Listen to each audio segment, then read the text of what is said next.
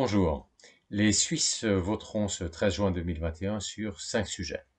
Alors, deux sont des initiatives, c'est-à-dire que des citoyens ont réuni 100 000 signatures en 18 mois pour soumettre en votation populaire leur projet de modification de la Constitution sur un sujet précis. C'est ce qu'en France on appellerait un RIC constituant. Et puis il y a 3 référendums facultatifs, ce qu'en France on appellerait des référendums veto, et c'est simplement le Parlement a adopté une loi et puis des citoyens ont récolté 50 000 signatures en 100 jours pour soumettre en votation populaire leur refus de cette loi. Alors très brièvement, ces 5 objets, les 2 initiatives concernent en particulier l'agriculture. La première vise à interdire les pesticides, l'utilisation de pesticides en Suisse, mais aussi l'importation de pesticides, mais aussi l'importation de nourriture dont la fabrication a nécessité des pesticides. Et la deuxième initiative, elle ne concerne pas uniquement les pesticides, puisqu'elle interdirait aussi l'utilisation préventive d'antibiotiques, par exemple, mais c'est une interdiction seulement pour les paysans qui reçoivent des subventions. Donc, c'est une condition liée à l'octroi des subventions à la paysannerie.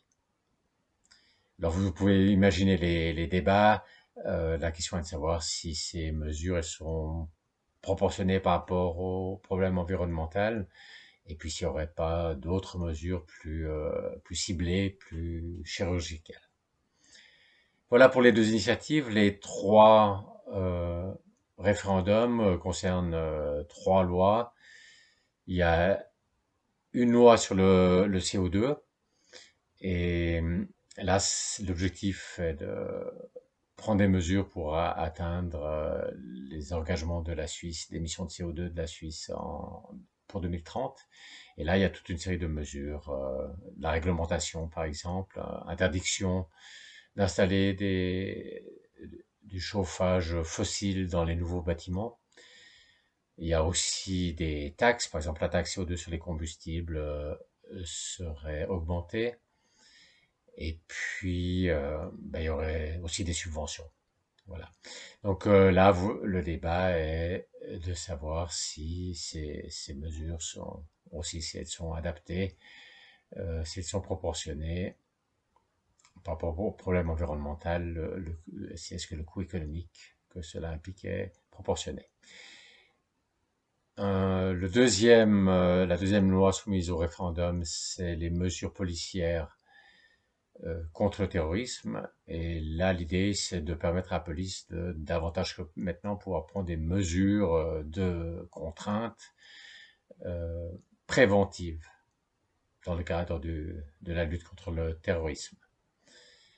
Et là, il y a toute une discussion sur est-ce que c'est approprié de pouvoir prendre des mesures préventives avant que les gens aient vraiment commis des actes délictueux, mais puis aussi la question de savoir si la définition de terrorisme est suffisamment précise dans cette loi. Et la troisième loi, c'est la loi Covid. Et là, c'est pas exactement la loi qui permet de prendre les mesures sanitaires durant la crise du Covid, parce que ça relève plutôt de la loi sur les épidémies et, et aussi de la réglementation du droit d'urgence. Mais c'est surtout une loi qui a été faite en complément de la loi sur les épidémies pour pouvoir aider financièrement, transitoirement, les entreprises qui ont été touchées par l'épidémie ou par les mesures sanitaires.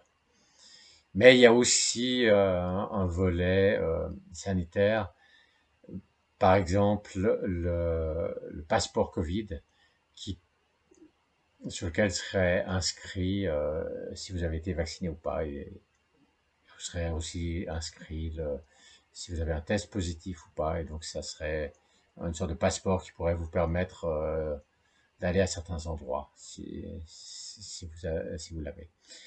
Donc, Et là, la grande discussion, elle est de savoir est-ce que c'est essentiellement cette loi Covid, est-ce que c'est essentiellement des mesures d'aide transitoire, d'aide financière transitoire à des entreprises, ou bien est-ce qu'il y a tout cet aspect aussi de mesures sanitaires à laquelle les, les référendaires s'opposent.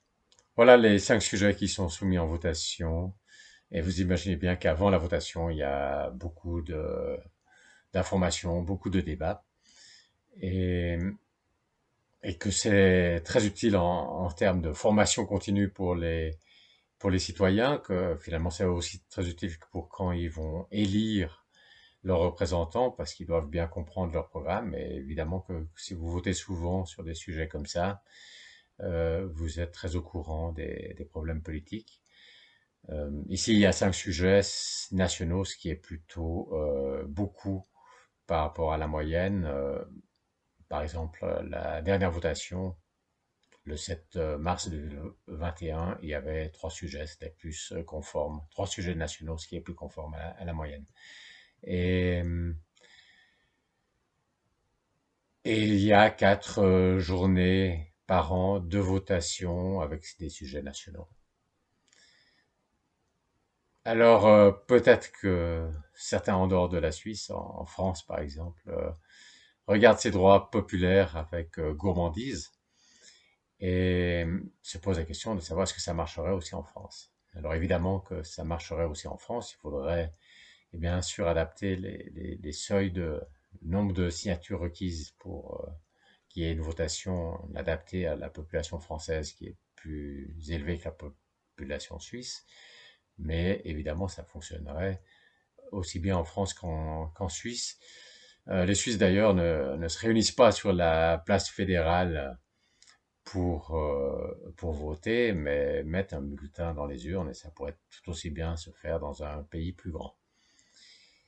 La question suivante est de savoir comment instaurer ces droits populaires en France. Et la voie royale, si je peux me permettre, c'est l'élection présidentielle en France. Parce que le président dispose de beaucoup de pouvoirs et il pourrait notamment faire passer par référendum l'instauration du RIC ou tout particulièrement du RIC qui est le plus important, le RIC constituant, celui qui permet de modifier la Constitution, donc de modifier les règles du jeu politique. Et ben, il se trouve qu'il y a justement une candidature, la candidature Espoiric, incarnée par Clara Heger, qui a cette instauration du rite constituant comme unique objectif. Et je vous encourage vivement à aller sur le site d'Espoiric que je mets dans la description de cette vidéo. Et puis je vais aussi vous mettre le lien sur une vidéo d'Espoiric. Je vous recommande vivement d'aller voir cette candidature Espoiric pour en savoir davantage.